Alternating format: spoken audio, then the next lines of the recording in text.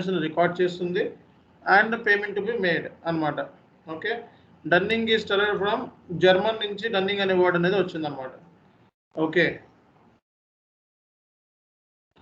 Dunning program includes the following configurations: dunning procedure, dunning level, dunning areas.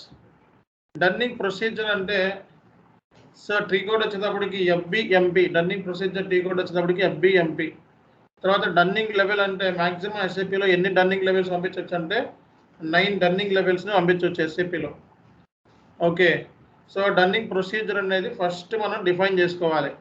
So configuration పార్ట్లో మనం dunning procedure, dunning level, dunning areas అని చెప్పి 3 ఉన్నాయి మనకి. Okay, so dunning levels అంటే ఎస్ఏపిలో ఇది ఇంటర్వ్యూ క్వశ్చన్ మ్యాక్సిమం ఎన్ని డన్నింగ్ నోటీస్ పంపించండి 9. బట్ కామన్ బిజినెస్ ప్రాక్టీస్లో 9 కాదు, ఓన్లీ 4-5 పంపిస్తాం మనం మ్యాక్సిమం అంతే. డన్నింగ్ ఏరియా అంటే పద్దాక డన్నింగ్ పంపించినా సరే కస్టమర్ ఇరిటేట్ అవుతాడు. ఓకే, పద్దాక నోటీసులు వస్తే వాడు కస్టమర్ ఇరిటేట్ అవుతాడు. డన్నింగ్ ఏరియా అంటే ఏంటంటే కంపెనీ కోడ్తో లింకప్ చేయటం. So client or company code and ఏ లెవెల్లో డన్నింగ్ ఏరియాని క్రియేట్ చేస్తున్నాం, క్లయింట్ లెవెలా, కంపెనీ కోడ్ లెవెలా, సేల్స్ ఆర్గనైజేషన్ లెవెలా. సో విచ్ ఏ లెవెల్లో డన్నింగ్ ఏరియాని క్రియేట్ చేస్తున్నాం, మ్యాక్సిమం మనం సేల్స్ ఆర్గనైజేషన్ లెవెల్ కాకుండా కంపెనీ కోడ్ లెవెల్లోనే డన్నింగ్ ఏరియాని క్రియేట్ చేస్తున్నాం అన్నమాట. సో ఈ డన్నింగ్ కాన్సెప్ట్ అనేది దేనికి అప్లై అవుతుందంటే partially cleared, partially not cleared, partially cleared, partially created, partially paid, of invoices clear చేసే వాటికి, ఇన్వాయిస్ దట్ ఇన్క్లూడ్స్ ఇన్స్టాల్మెంట్స్కి, క్రెడిట్ మెమోస్కి, incoming payments that are not based on invoices అన్నమాట. సో దీనికి మనకి డన్నింగ్ కాన్సెప్ట్ లింక్ ఉంది. Okay, సింపుల్గా చెప్పాలంటే dunning area means client company code which you are working dunning program. So dunning ఏమేమి cover చేస్తుందంటే ఓపెన్ ఏఆర్ ఇన్వాయిసెస్ని, invoice include partially credited, partially paid, invoice that include installments, AR credit memos, incoming payments that are not based on the invoices. మనం యూజువల్గా మామూలుగా ఏంటంటే 9 dunning levels create చేస్తాము. But as per the client process only 4 dunning levels మాత్రమే ఉంటుంది అనమాట. So ఇది బేసిక్గా SAP FI అనేది dunning plays a vital role in accounts receivable. Dunning is a similar reminder notice to our business partners due or overdue or outstanding balances. Dunning letters summarize overdue invoice records and ask for payment to be made. Dunning is a term, it is derived from the German. Dunning procedure, Dunning level, Dunning areas. Dunning procedure FBMP, Dunning level అంటే maximum 9 Dunning levels. Dunning area అంటే client company code, ఇవన్నీ కూడా dunning సంబంధించిన information. So డన్నింగ్లో ఏమేమి cover అవుతాయి అంటే open AR invoice include installments, AR credit memos, incoming payments that are not based invoices, ఇవన్నీ కూడా డన్నింగ్లో కవర్ అయ్యే డాక్యుమెంట్స్. మ్యాక్సిమం మనం 9 డన్నింగ్ లెవెల్స్ని క్రియేట్ చేసుకోవచ్చు ఎస్ఏపిలో, బట్ 4 డన్నింగ్ లెవెల్స్ మాత్రమే యూజ్ చేస్తారు. ఓకే, ఇది డన్నింగ్ సంబంధించిన ఓవరాల్ ఇన్ఫర్మేషన్. సో డన్నింగ్లో ఒకటే గుర్తుపెట్టుకోవాలి. సో డన్నింగ్లో ఏంటంటే మనం రిమైండర్ నోటీస్ పంపిస్తా ఉన్నాం కదా, ఆ నోటీస్కి ఇంటర్వెల్స్ గ్యాప్ ఎంత, అంటే ఒక నోటీస్కి ఇంకో నోటీస్కి మధ్య గ్యాప్ ఎంత, అండ్ ఇన్వాయిస్ డేట్ మనం ఎప్పుడు పంపించాలి అన్న దాని మీద గ్యాప్ ఎంత ఉంది అన్న దాని మీద బేస్ చేసుకొని పంపించడం, ఇదే కొంచెం మీకు క్రిటికల్ అవుతుంది. ఓకే, సో ఇన్వాయిస్ డేట్కి మనం ఎప్పుడు పంపించాలి అనేది తెలియక చాలామంది ఇబ్బంది పడుతూ ఉంటారు. సో దాన్ని మనం ఈరోజు క్లియర్ చేసుకుందాం. సో డన్నింగ్ అంటే ఆల్రెడీ నేను చెప్పాను, అకౌంట్స్ రిసీవబుల్లో వెరీ ఇంపార్టెంట్ కాన్సెప్ట్ అండ్ ఇంటర్వ్యూస్లో కూడా ఎక్కువ అడుగుతూ ఉంటారు. Dunning is just like a similar reminder notice to your business partners for overdue outstanding balances. Dunning అనేది ఏంటంటే జర్మన్ అనే దగ్గర నుంచి వచ్చింది. డన్నింగ్ లెటర్స్లో overdue records invoice and ask for payment, బాబు డబ్బులు కట్టండి అని చెప్పి మనం అడుగుతున్నాం. ఓకే, డన్నింగ్ ప్రోగ్రామ్లో ఏమేమి ఇన్క్లూడ్స్ ఉంటాయంటే dunning procedure, dunning level, dunning areas అన్నమాట. సో డన్నింగ్ ప్రొసీజర్లో మనకి ట్రాన్సాక్షన్ FBMP మ్యాక్సిమం 9 డన్నింగ్ లెవెల్స్ని మనం పంపించుకోవచ్చు. డన్నింగ్ ఏరియా అంటే క్లయింట్ లెవెలా, కంపెనీ కోడ్ లెవెలా అనేది ఇక్కడ మనకు ఉందన్నమాట. సేల్స్ ఆర్గనైజేషన్ లెవెల్లో కూడా అవ్వచ్చు అనమాట. Dunning system cover the following documents. మన open AR invoices includes that are partially credited, partially paid, invoice that include installments, ER credit memos, incoming payments that are not based on invoices, ఇవన్నీ కూడా dunning system covers, ఇవి మొత్తం cover చేస్తాయి.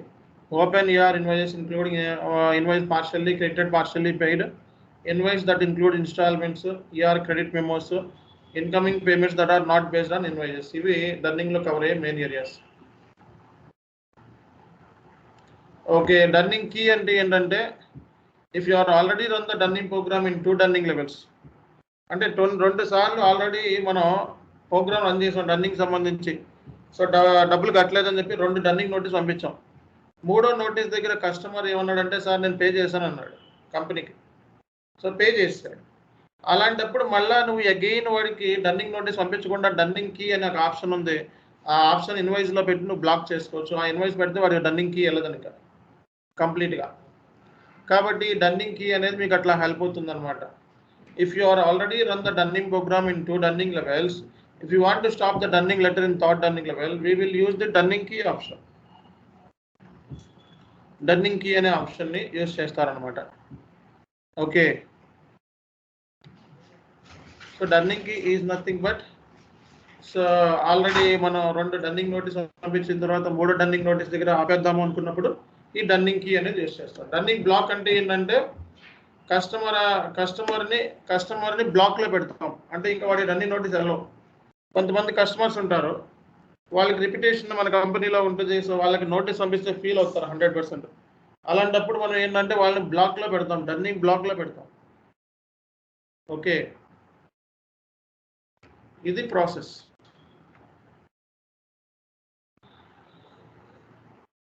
నాకు తెలిసి ఈ concept అర్థమైంది అనుకుంటున్నాను నేను. డన్నింగ్ అంటే జస్ట్ రిమైండర్ నోటీస్ పంపించాలి.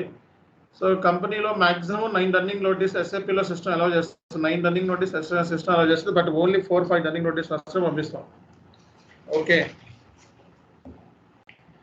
సో ఇదన్నమాట.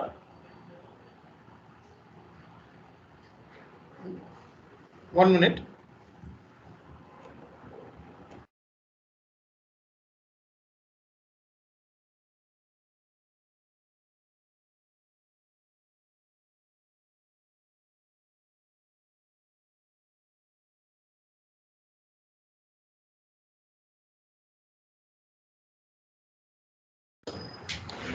హలో సార్ చెప్పండి సార్.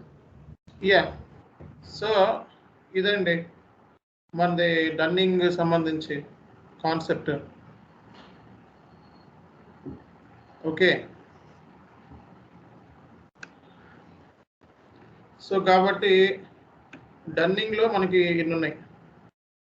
సో డన్నింగ్ కీ అంటే ఏంటి, డన్నింగ్ బ్లాక్ అంటే ఏంటి, ఓకే, డన్నింగ్ ప్రొసీజర్ అంటే ఏంటి, డన్నింగ్ ఏరియా అంటే ఏంటి, డన్నింగ్ లెవెల్ అంటే ఏంటి, ఇవన్నీ కూడా మనకి ఇక్కడ క్లియర్ కట్గా కనబడుతున్నాయి. సో డన్నింగ్లో open ER invoices, partially credit, partially paid, invoice include instalments, ER credit memos, ఇవన్నీ కూడా డన్నింగ్లో ఉండే మెయిన్ అనమాట. డన్నింగ్ కీస్ అంటే ఇది. డన్నింగ్ బ్లాక్ అంటే, dunning block is nothing but, so మనం బ్లాక్లో పెడుతున్నాం కస్టమర్ని బ్లాక్లో పెడితే ఇంకా డన్నింగ్ నోటీసెస్ వెళ్ళదు. కస్టమర్ని బ్లాక్లో పెట్టాలంటే డన్నింగ్ మాస్టర్ డేటాలో పెట్టచ్చు అన్నమాట. ఓకే, సో ఇది మనం ఫాలో అవుతుంది. సో వెళ్ళండి, స్క్రీన్లోకి వెళ్ళండి, షేర్ చేసి స్క్రీన్ షేర్ చేయండి.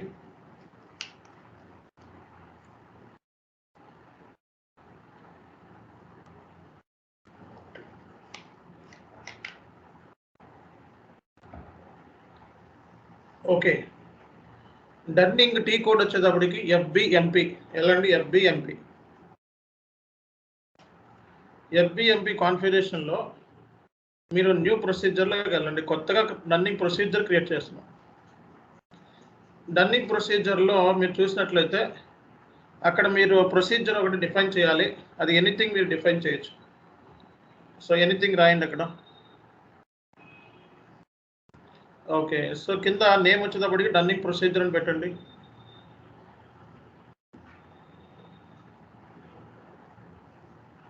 ఓకే, డన్నింగ్ ఇంటర్వెల్స్ డేస్ వచ్చేటప్పటికి అంటే ఇంటర్వెల్ అంటే ఒక డన్నింగ్ నోటీస్ నుంచి ఇంకో డన్నింగ్ నోటీస్కి, ఇంకో డన్నింగ్ నోటీస్ నుంచి ఇంకో డన్నింగ్ గ్యాప్ ఎంత ఉండాలి అంటే ఇప్పుడు బాబు ఫస్ట్ ఒక లెటర్ పంపించావు, ఆ లెటర్ పంపించిన తర్వాత నెక్స్ట్ లెటర్కి ఎంత గ్యాప్ ఉండాలి, ఆ తర్వాత లెటర్కి ఎంత గ్యాప్ ఉండాలి, ఆ తర్వాత లెటర్కి ఎంత గ్యాప్ ఉండాలి అనేది ఇక్కడ ఇంటర్వెల్స్ అన్నమాట.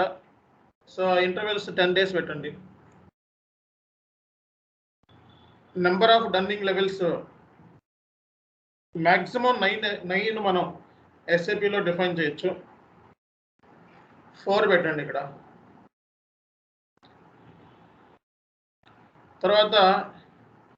తర్వాత ఏంటంటే ఏరియర్స్, గ్రేస్ పీరియడ్స్, ఆ తర్వాత ఇంట్రెస్ట్ ఇండికేటర్ ఇవన్నీ ఉన్నాయి.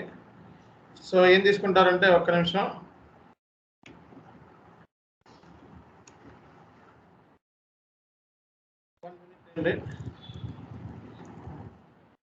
తర్వాత ఇంట్రెస్ట్ ఇండికేటర్ తీసుకోండి డైరెక్ట్గా. ఇంట్రెస్ట్ ఇండికేటర్ అంటే ఇంట్రెస్ట్ క్యాలిక్యులేట్ చేయాలి మనం, స్టాండర్డ్ తీసుకోండి. తర్వాత గ్రేస్ పీరియడ్ నేను ఇక్కడ గ్రేస్ పీరియడ్ 3 days తీసుకుంటున్నా. అంటే ఏంటంటే 3 days అంటే 1వ తారీఖున మనకి డ్యూ అవుతుంది అనుకోండి ఇన్వాయిస్,